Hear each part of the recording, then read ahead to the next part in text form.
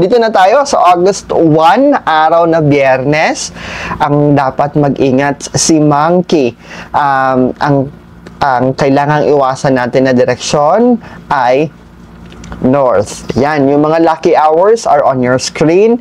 Medyo marami po On the first day of August, that's few inch away. Malapit na, ilang araw na lang. Ang mga sumusunod ay mga masaswerte na pwede ninyong gawin.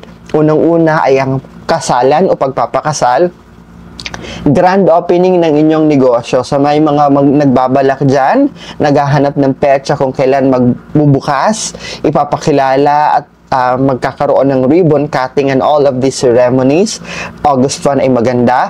Contract signing, maganda rin on August 1. Property registration, yung mga bagong bili ninyong mga lupain, bagong house and lot na binili and you wanted to have this registered sa City Hall or sa munisipyo, mas maganda gawin ninyo on August 1. Paglilipat o paghahakot ng gamit ay maswerte sa araw na ito.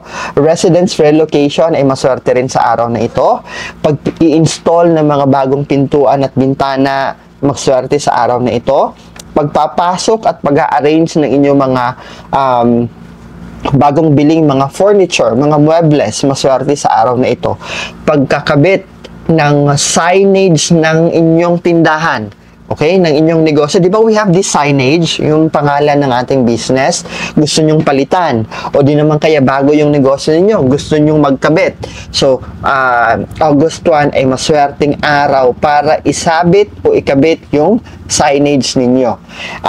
For those na may planong magtibag ng lumang struktura dahil magkakaroon ng renovation o magpapatayo kayo ng bagong building, August 1 is a lucky day or maswerteng araw para magtibag ng building o ng tahanan and you wanted to have it replaced. Maswerte rin ang araw na ito para sa mga plantito at mga farmers, mga mahal nating magsasaka, to plant more, to do planting, replanting, maswerte sa araw na ito. Groundbreaking ay maswerte rin sa araw na ito. Safe din ang araw na ito para magpunta kayo ng libing. Ano ang kailangan nating iwasan on this day, August 1? Pag-aalay ng sakripisyo, doing charity works, pagkakawang gawa ay hindi maswerte sa araw na ito. Praying for good luck, hindi rin maswerte sa araw na ito. Pagpunta ng hospital for medical check-up or any medical procedure, hindi maswerte. But if it's 50-50 na urgent na talaga, na kailangan operahan na kayo, and then go on.